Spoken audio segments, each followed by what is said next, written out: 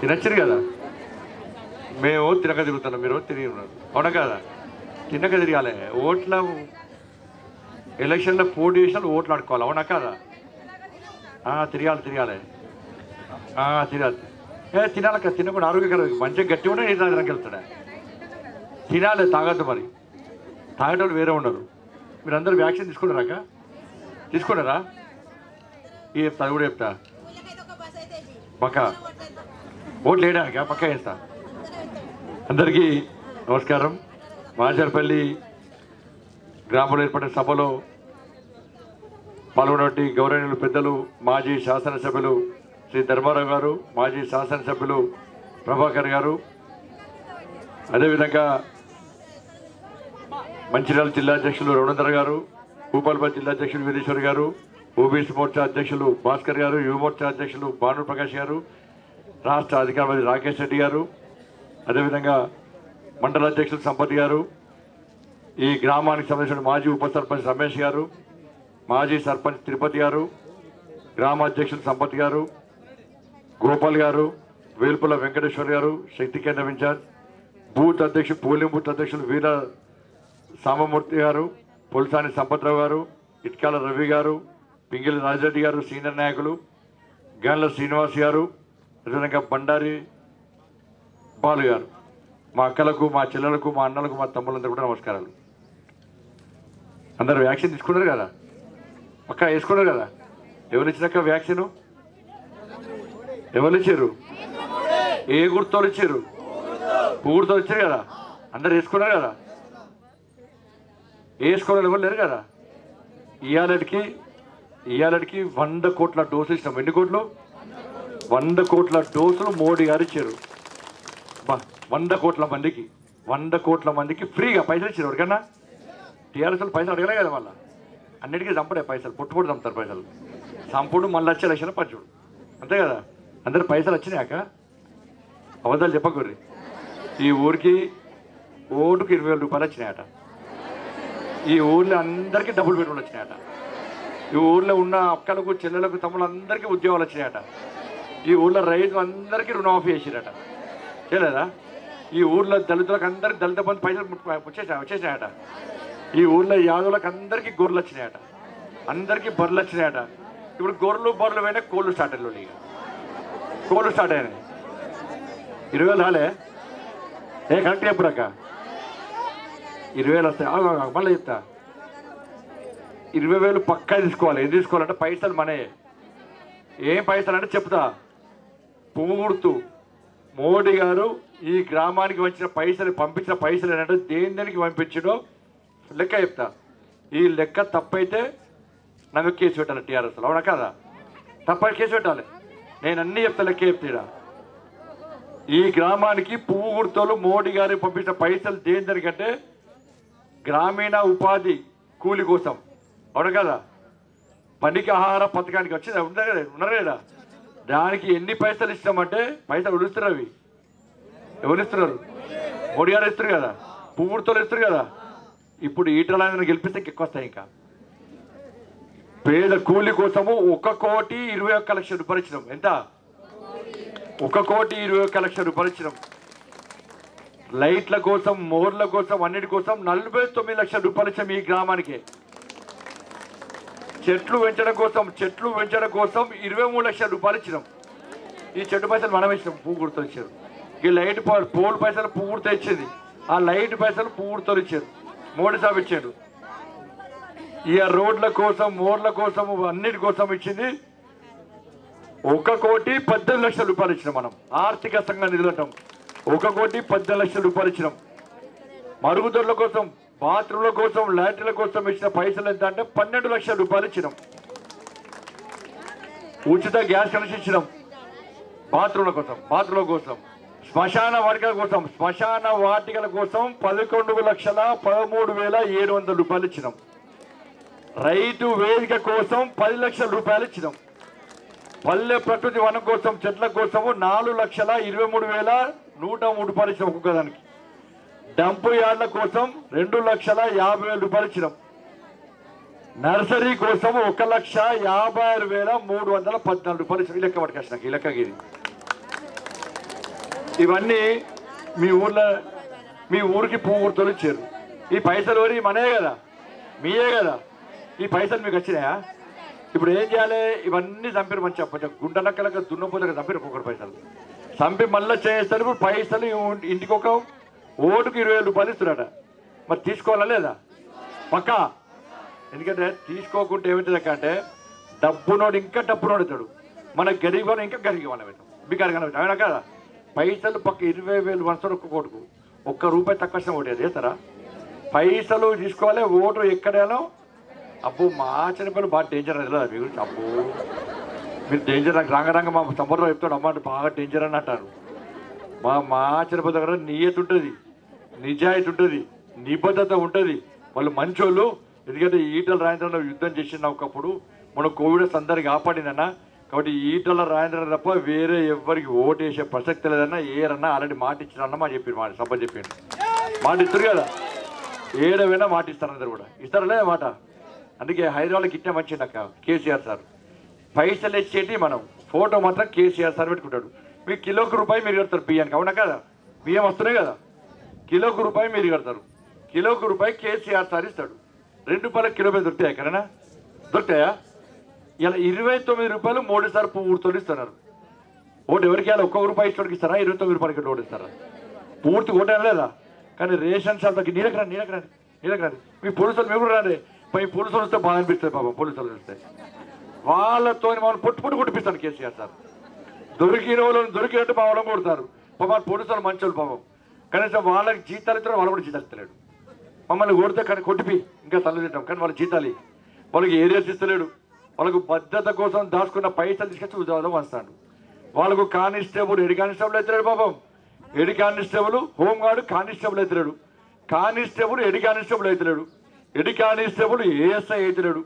ASI SI అవుతలేడు. SI CI అవుతున్నాడు. CI ACP అవుతున్నాడు. వాళ్ళ ప్రమోషన్ కూడా ఆపాడు. కానీ వాళ్ళతో మాత్రం మనం కొట్టిస్తాను. కొడితే వాళ్ళకి అది ప్రమోషన్ ఈ పాపం. నీడకరాన్న మీకోసం కొట్టాడే మేమే అన్న. టీఆర్ఎస్ లేని వాళ్ళు మొత్తం పీక్తారు వాళ్ళతో. ఇలా హైదరాబాద్లో ఎక్కడ పోయినా రేషన్ షాప్ ద్వారా ఫోటోలు ఎవరు పెడతారు? మరి ₹29 వచ్చే మోడీ సార్ ఫోటో పెడతారా? ₹1 వచ్చే కేసీఆర్ సార్ ఫోటో పెడతారా? చెప్పక్క, అవునా కదా? మీరు ₹29 కొట్టేస్తారా? ₹1 వచ్చే కేసీఆర్ కొట్టేస్తారా? గిట్టే హైదరాబాద్ గమ్మ జరిగింది చెప్తా. ఇది మంచి ఊరి, ఇది మళ్ళీ బూత్ అనుకోకరు, వేరే గమ్మ చెప్తారండి. హైదరాబాద్లో గిట్టే ఎలక్షన్లు వచ్చినాయి. నేను తిరుగుతాను ఎలక్షన్ అలా తిరుగుతున్నా, ఆగి మధ్యలో చెప్పకూడదు. ఎలక్షన్లు వచ్చినాయి, మరుగుదొడ్లకు పైసలు మోడీ సాబ్ ఇస్తాను, అవునా కదా? ఇస్తానా లేదా? వచ్చినాయి పైసలు? రాకుండా అడుగురు. పైసలు మోడీ సాబ్ ఇచ్చిన పైసలు ఏం చేస్తాం? మీ సర్పంచ్ నింపిస్తారు, గట్టిగా అడుగుర్రి. అడుగుతారా లేదా? ఈ మరుగుదొడ్ల పైసలు కేసీఆర్ సార్ ఫోటో పెట్టుకున్నాడు. ఆ మరుగుదొడ్లకు ఎలక్షన్ వచ్చిన హైదరాబాద్లో గిట్టిన ఎన్నికలతో ప్రచారం చేస్తాను. ఒక తమ్ముడు వచ్చిండు, అడ్డం వచ్చాడు. నేను గొల్లబడతాను ఏదనుకున్నావు. వచ్చి సంజయ్ ఆగు ఆగు ఆగు అన్నాడు. ఏంది అన్న? అమ్మ కొంతమందికి అలవాటు ఉంటుంది. కొంతమంది పొద్దులేసి పోతాం కదా, కొంతమందికి నీళ్ళు తాగుతానే ఇది వస్తుంది, అవునా కదా? కొంతమందికి ఛాయ్ తాగుతానే ఇది వస్తుంది, కొంతమందికి కేసానికి సీడ్ తాగుతూ ఇది వస్తుంది, కొంతమందికి ట్యాబ్లెట్ వేసుకుంటే ఇది వస్తుంది, కొంతమందికి వాకింగ్ పోతే ఇది వస్తుంది, అవునా కదా? అందరు పోతారు కదా. ఇక అలా ఆ తమ్ముడు వచ్చాడు. సార్ నేను 3 రాలేదు ఓక అన్నాడు. కడుపంతా వస్తుంది సార్ అన్నాడు. అరే నీ కడుపు నాకేం సంబంధమే బాబు అని అన్న. నువ్వు ఎట్టే పోతలేను సార్ అంటాడు. అరే నీకేం సంబంధమే అంటే, సార్ అక్కడ మరుగుతోడు కట్టిండు, అక్కడ పోగానే పెద్ద కేసీఆర్ సార్ చర్చ్ పెద్ద ఉంటుంది, సార్ అందంగా నిలబడ్డాడు ఆడ అంటే పడ్డాడు. మరి దానికి నాకు సంబంధం అంటే, సార్ రోజు పొద్దున ఆ కేసీఆర్ సార్ ఫోటో చూసుడు, లోపడి ఓడు ఇది ఓడు బయటకు వచ్చుడు. రోజు కేసీఆర్ సార్ ఫోటో చూస్తున్నా, లోపడి పోతున్నా ఇది పోతున్నా బయటకు వస్తున్నా. సార్ 3 రోజులు పోతలేదు సార్, వస్తలేదు సార్, కడపంతా వస్తుంది సార్ అన్నాడు. అరే దానికేం సంబంధం సార్? ఎన్నికలు వచ్చినాయి కదా, మీరు కాంప్లైంట్ ఇచ్చిరట, ఎన్నికల కోడ్ వస్తే ఫోటో పెట్టరాదు కదా. ఆడ కేసీఆర్ సార్ ఫోటో తీసేసి సార్, ఆ కేసీఆర్ సార్ ఫోటో ముఖం చూస్తలేను, నాకు ఇది వస్తలేదు, లోపల పోతున్నా ఇది వస్తలేదు, బయటకు వస్తున్నా 3 రోజులు కనపడుతుంది సార్ అన్నాడు. కేసీఆర్ బాత్రూంలో ముడిచిపోతే ఆడ కూడా ఫోటో ఆయనదే పెట్టుకుంటాను. చెట్ల కాడ ఫోటో ఆయనదే, రైతు వేదికల కాడ ఫోటోలు అయినాయి, అన్ని ఫోటోలు అయినాయి. పైసలు ఇచ్చేది మాత్రము నరేంద్ర మోడీ పూర్తి సార్. ఇది కేసీఆర్ సార్. ఇలా ఓటు ఎవరికి వేయాలమ్మా? ఇలా ఎందుకు వేయాలి? ఇలా కేసీఆర్కి ఎందుకు ఓటు? ఇంతకుముందు నేను హరీష్ రావు సార్ గురించి మాట్లాడినా, ఇది కడిగేస్తారు. హరీష్ రావు సార్ మంచోడు అన్నట్ట కడిగేసి వీడియో చూపుతారు. ఇంతకుముందు రాంగ టీవీ చూస్తుంది. టీవీ చూస్తే ఏమైందంటే, టీవీలో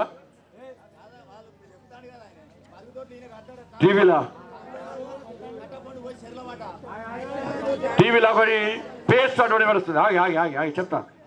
టీవీలో పేస్ట్ అడ్వర్టైజ్మెంట్, పేస్ట్ తెలిసే అందరికి పేస్ట్. ఆ పేస్ట్ అడ్వర్టైజ్మెంట్ వస్తుంది అన్నాడు. రాంగ చూసిన ఒక అమ్మాయి వస్తుంది. ఒక అమ్మాయి వచ్చి, సార్ పేస్ట్ వాడినరా, పేస్ట్లో ఉప్పు ఉందా అంటారు. అరే ఉంది అంటారు. ఇప్పుడు రాంగ ఊర్లో అడుగుతున్నాడు. ఒక అగ్గిపెట్ట మంత్రి ఉన్నాడు, తెలిసే మీ అందరికి. అగ్గిపెట్ట మంత్రి ఊరికి రాగానే నీ చేతిలో అగ్గిపెట్టు ఉందా, అగ్గిపెట్టలో పుల్లలు ఉన్నాయని అడుగుతున్నాడు. అగ్గిపెట్ట మంత్రి తెలిసే ఎవరు ఎవరు ఎవరు గట్టి చెప్పరా. ఇక నెక్స్ట్ ఆయన అవుట్. బల్లి పశువుల కమిటీ ఆయన చైర్మన్. ఇక ఎక్కడ ఎవరు గెలవరో అలా హరీష్ రావు అమ్ముతారు. కేసీఆర్ అని కేటీఆర్ అని. ఇక్కడ హరీష్ రావు సార్ మా సెంటిమెంట్ అమ్మా. హరీష్ రావు సార్ ఇక్కడ అంటే మేము గెలుతాం అన్నట్టు, వాళ్ళు ఓడిపోతారు అన్నట్టు. ఇలా ఏడవైనా ఇంత ప్రభాకర్ చెప్పినట్టు మందు వస్తారు, పైసలు వస్తారు, ఓటుకు 20,000 ఇస్తారట.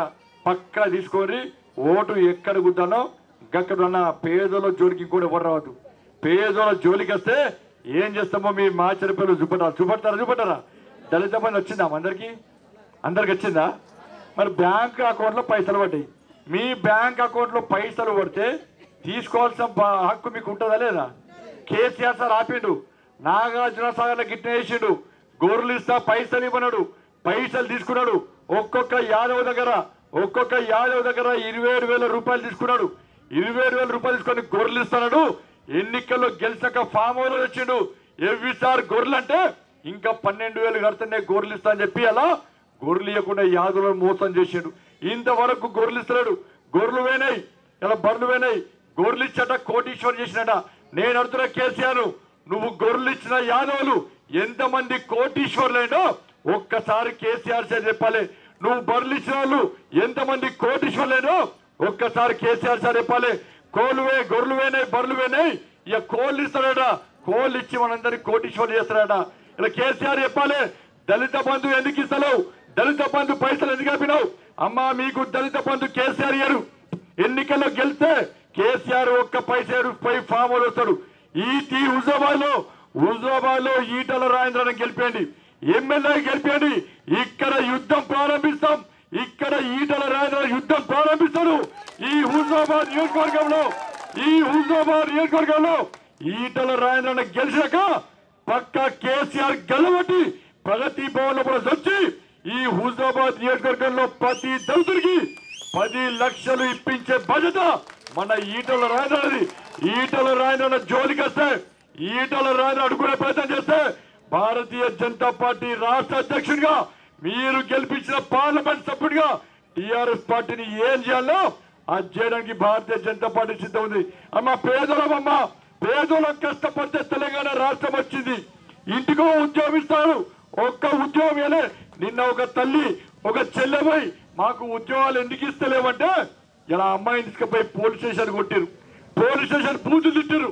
చిన్న పాపను బూతులు తిట్టి పోలీసులతో కొట్టిపించారు. ఇంటికో ఉద్యోగం ఇస్తాడు కేసీఆర్. ఒక్క ఉద్యోగమేలే.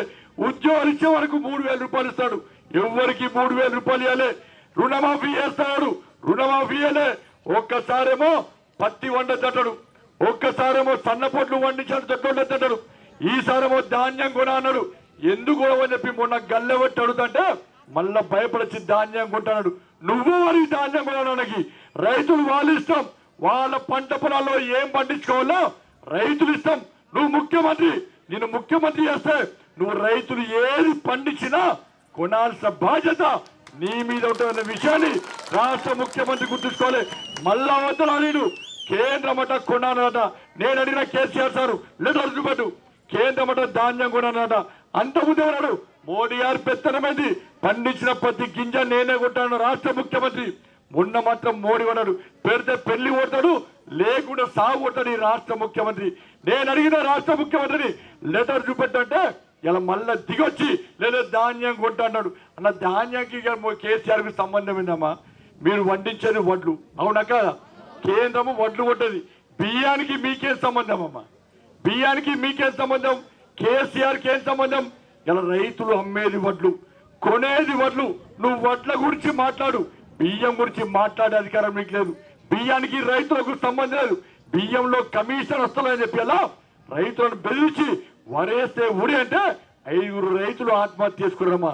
5 రైతుల పాపం వట్టిన పోతుందమ్మా, పేదోళ్ళ పాపం. అమ్మ ఈ మూర్ఖుడి పాలనలో, ఈ రాష్ట్ర ముఖ్యమంత్రి పాలనలో పేదోళ్ళ ప్రాణాలు పోతున్నాయి. ఇంటర్మీడియట్ విద్యార్థులు మా చిన్న మంది విద్యార్థులు 27 మంది చచ్చిపోయారు, ఆత్మహత్య చేసుకున్నారు. 27 మంది ఇంటర్మీడియట్ విద్యార్థులు ఆత్మహత్య చేసుకున్నారు. కనీసం ముఖ్యమంత్రి మాట్లాడలే. కొండగట్టు దగ్గర యాక్షన్ చచ్చిపోయారు పేదలు, ముఖ్యమంత్రి మాట్లాడలే. ఆర్టీసీ కార్మికులు ఆత్మహత్య చేసుకున్నారు, ముఖ్యమంత్రి మాట్లాడలే. హైదరాబాద్ లో వరదలు వస్తే పేదల ఇల్లు మొత్తం మునిగిపోయినాయి, ముఖ్యమంత్రి మాట్లాడలే. వరంగల్ పేదల ఇల్లు మునిగినాయి, ముఖ్యమంత్రి మాట్లాడలే. పేదోళ్ళకు ఇబ్బంది వస్తే రాష్ట్ర ముఖ్యమంత్రి మాట్లాడు. ఇలా పేదోళ్ళు కష్టపడి తెలంగాణ రాష్ట్రాన్ని సాధించుకున్నామమ్మా. పోలీస్కి ఇస్తాయమ్మా, చాలా పేదోళ్ళమ్మా పోలీస్కి ఇస్తాయా. ఇక్కడ తుపాకీ పెట్టుకొని ఇక్కడ బుల్లెట్ కూర్చుకుంటే దీళ్ళకెళ్ళి బుల్లెట్ వచ్చేయాలా పోలీస్కి ఇస్తే త్యాగం చేసిండు. వాళ్ళ భార్య వద్దు నా వద్దు తండ్రి నువ్వు చనిపోకు మేము అనాథలం అవుతామని చెప్పి వాళ్ళ భార్య మొత్తుకున్నా కూడా లేదు, తెలంగాణ రాష్ట్రం కోసం నేను చచ్చిపోతా. నా తమ్ముళ్లకు ఉద్యోగాలే, మా రైతులకు న్యాయం జరగాలి, మా మహిళలకు న్యాయం జరగాలి, అందరికీ పేదలకు న్యాయం జరగాలి. న్యాయం జరగాలంటే నేను ఆత్మ బలిదానం చేయాలని చెప్పి పోలీస్కి ఇస్తే టవరెత్తుకొని బుల్లెట్ మీద కూర్చుకుంటే పోలీస్కి ఇస్తే పేదోడమ్మా ఆత్మహత్య చేసుకున్నమ్మా. సుమనమ్మా పేదోడు సుమన్ ట్రైన్ వస్తుంటే అట్నుంచి రైలు వస్తుంటే నా తెలంగాణ రాష్ట్రానికి న్యాయం జరగాలని చెప్పి రైలుకి ఎదురుగా మరి జై తెలంగాణ అని చెప్పి ఆత్మహత్య చేసుకున్నాను నా సుమన్ పేదోడమ్మా. పెట్రోల్ పోసుకొని అగ్గిపెట్టేసి అంటు పెట్టుకున్నా నా శ్రీకాంతాచారి పేదోడమ్మా. పేదోళ్ళు బలిదానం చేస్తే రాష్ట్రం తెలంగాణ రాష్ట్రాన్ని సాధించుకుంటే ఇలా పెద్దోడు రాజ్యం వెళ్తుండే, వాళ్ళ కేసీఆర్ రాజ్యం వెళ్తుండమ్మా. ఏం త్యాగం చేసిండమ్మా కేసీఆర్ చెప్పుండమ్మా, ఆలోచించండి. కేసీఆర్ లాంటి దెబ్బలు తిన్నాడమ్మా. కేసీఆర్ కుటుంబం పెట్రోల్ పోసుకున్నదా? కేసీఆర్ కుటుంబం త్యాగం చేసిందా? కవితక్క త్యాగం చేసిందా? కేటీఆర్ త్యాగం చేసిందా? హరీష్ రావు త్యాగం చేసిందా? ఒక్కసారి వచ్చిన పేదోళ్ళ కోసం పేదోళ్ళ రాజ్యం రావాలని చెప్పి ఇలా పేదోళ్ళు ప్రాణత్యాగం చేస్తే కేసీఆర్ కుటుంబం రాజ్యం దానికోసం అమ్మ, కేసీఆర్ కుటుంబం కోసం అమ్మ మనం త్యాగం చేసింది. కేసీఆర్ కుటుంబం రాజ్యమేనమ్మా తెలంగాణ రాష్ట్రాన్ని సాధించుకున్నది. ఒక్క కుటుంబం రాజ్యం అవుతుంది. ఆ ఇంట్లో నలుగురికి ఉద్యోగాలు, కానీ మన ఇంట్లో పిల్లలకు మాత్రం ఉద్యోగాలు వస్తారు. ఆ ఇంట్లో ఎవరు ఖాళీ ఉండరు, మన ఇంట్లో మన పిల్లలు ఖాళీ ఉండరు. మన పిల్లలు కనీసం ఇంటికి బరువై ఇలా నిరుద్యోగ యువత ఆత్మహత్య చేసుకునే ప్రయత్నం చేస్తున్నారు. ఇటువంటి పరిస్థితి తెలంగాణ రాష్ట్రం వచ్చింది. ఇవన్నిటి కోసమే మన ఈటల రాజేంద్ర యుద్ధం చేసిండమ్మా, ఫైట్ చేసిండమ్మా, ఎదిరించి కొట్లాడాడు, లగాయించి లడాయి చేసిండు. అలా ఇలా కేసీఆర్ ప్రశ్నించినందుకే మా ఈటల రాజేంద్ర బయటకు పంపించారు. ఈటల రాజేంద్ర భయపడే వ్యక్తి కాదు. ఈటల రాజేంద్ర అన్న వెనుక ఇలా భారతీయ జనతా పార్టీ కార్యకర్తలు, నరేంద్ర మోడీ గారు ఉన్నారు, భారతీయ జనతా పార్టీ నాయకులు అలా. అందుకే ఒక్కసారి ఆలోచించండి, మీకు ఆపద వస్తే మీకు కష్టం వస్తే ఆదుకున్న వ్యక్తి ఈటల రాజేంద్రన, ఆదుకోవాలనుకున్న వ్యక్తి ఈటల రాజేంద్రన. కరోనా వచ్చిందమ్మా, కరోనా వస్తే మీరు అందరు ఇంట్లో ఉన్నారు, లాక్డౌన్ వస్తే అందరు ఇంట్లో ఉన్నారు, కానీ మా ఈటల రాజేంద్రన ఇంట్లో లేడమ్మా. మీ లెక్క ఆయన కూడా కుటుంబం ఉందమ్మా, ఆయన కూడా భార్య పిల్లలు ఉన్నారు, కానీ ఆయన ఇంట్లో ఉండే ఆరోగ్య మంత్రిగా ఉండి ప్రతి హాస్పిటల్కి వేడు, ప్రతి వాడు వేడు. నేనే ఫోన్ చేస్తా, రాజేంద్ర నా జాగ్రత్తగా ఉండు, నీ ఆరోగ్యం కాపాడుకో, నీ కూడా భార్య పిల్లలు ఉన్నారన్నా, నువ్వు బయటికి వెళ్ళగలంటే లేదు తమ్మి, ఎట్టి బస్సులో నాకు నా కుటుంబం ముఖ్యం కాదు, నాకు నా పేదోళ్ళు ముఖ్యం. ఈ తెలంగాణ రాష్ట్రంలో ఎవరు బాధపడద్దు, ఎవరు మరణించద్దు, మనకు ధైర్యం నింపాల్సిన బాధ్యత నాది అని చెప్పి ఈటల రాజేంద్ర ప్రతి హాస్పిటల్కి వెళ్ళమ్మా. ఇలా రాష్ట్ర ముఖ్యమంత్రి రాడు, కేటీఆర్ రాడు, కేసీఆర్ రాడు, కవితక్క రాడు, వాళ్ళు మాత్రం ఇలా ఫామ్ హౌస్లో జల్సాలు చేస్తున్నారు. అలా ఇలా ఈటల మాత్రం ప్రతి ఆసుపత్రికి పేదలను ఆదుకునే ప్రయత్నం చేశాడు. అందుకే మా ఈ హుజాబాద్ కోసం అందరూ ఆలోచిస్తున్నారు. ఈ ఓట్లు మీకే ముఖ్యం కాదు, ఈ ఎన్నికలు మీకే ముఖ్యం కాదు, ఈ ఎన్నికల్లో భారతీయ జనతా పార్టీ గెలుపు మీకే ముఖ్యం కాదు, తెలంగాణ రాష్ట్రం ముఖ్యం. అనేక మంది తమ్ముళ్ళు అక్కలు చెల్లెలు ఎదురుస్తున్నారు. నా ఈ హుజాబాద్ లో పేదోళ్ళందరూ ఎట్టి బస్సులో భారతీయ జనతా పార్టీని గెలిపియాలి, పువ్వు గుర్తు మీద ఓటేయాలి, ఈటల రాజేంద్రని గెలిపియాలి. గెలిపిస్తేనే కేసీఆర్ అహంకారం దించి కేసీఆర్ గడి నుంచి బయటకు వచ్చి మాకు ఉద్యోగాలు ఇస్తాడు. ఈటల రాజేంద్రని గెలిస్తేనే, ఇక్కడ పూర్తి గెలిస్తేనే మాకు డబుల్ బెడ్రూమ్లు వస్తాయి. ఇక్కడ పూర్తి గెలిస్తేనే కేసీఆర్ గడిలోకి వెళ్ళి బయటకు వచ్చి నిరుద్యోగ వృద్ధి ఇస్తాడు. ఇక్కడ పూర్తి గెలిస్తేనే మన కేసీఆర్ అహంకారం దెబ్బతిని ఇలా గల్లీ గల్లీ బస్తీలో తిరుత చెప్పి తెలంగాణ రాష్ట్రం మొత్తం పేదలు ఎదురుస్తున్నారు. అందుకే మా ఒక్కసారి మీకు అవకాశం వచ్చింది, పువ్వు గుర్తు కోటేది, ఒక్కసారి పువ్వు గుర్తు కోటేసి మరొకసారి ఈటల రాజేంద్రని ఎమ్మెల్యే గెలిపిస్తే మీకు వండగా ఉండే వ్యక్తి, మీ గురించి ఆలోచించే వ్యక్తి. ఇలా ఈటల రాజేంద్ర కోసం అందరం కష్టపడి పనిచేస్తున్నాం. కాబట్టి దయచేసి టీఆర్ఎస్ వస్తారు, మభ్యపడతారు, మాయ మాట చెప్తారు, పిట్ట కథ చెప్తారు. యాసతోని భాషతోని తెలంగాణ సెంటిమెంట్తోని మిమ్మల్ని మోసం చేసి కులాల పేరుతోని, వర్గాల పేరుతోని, వర్ణాల పేరుతోని, సంస్థల పేరుతోని, సంఘాల పేరుతోని మిమ్మల్ని చీల్చే ప్రయత్నం చేస్తారు. కాబట్టి మీరందరూ గంపగుత్త ఓట్లుగా మారాలి. ఒక్కరికి ఓటేని పైసలు పక్కా తీసుకోండి. పైసలు తీసుకొని ఓటేస్తే ఇలా మళ్ళా మీ దగ్గర రారు. పైసలు ఇస్తేనే ఓటేసారని చెప్పి ఇంకా కళ్ళు నెత్తికెక్తాయి. పక్కా పైసలు తీసుకోండి. ఎక్కడ ఓటేయాలో అక్కడ ఓటేయాల్సిందిగా మీ అందరికీ విజ్ఞప్తి చేస్తూ పువ్వు గుర్తులు భారీ మేజార్తో గెలిపించాలని చెప్పి ఇలా ఈటల రాజేంద్రను మరొక్కసారి ఎమ్మెల్యేగా గెలిపించాల్సిందిగా మీ అందరికీ విజ్ఞప్తి చేస్తూ ముగిస్తున్నాను. భారత్ మాతాకి, భారత్ మాతాకి.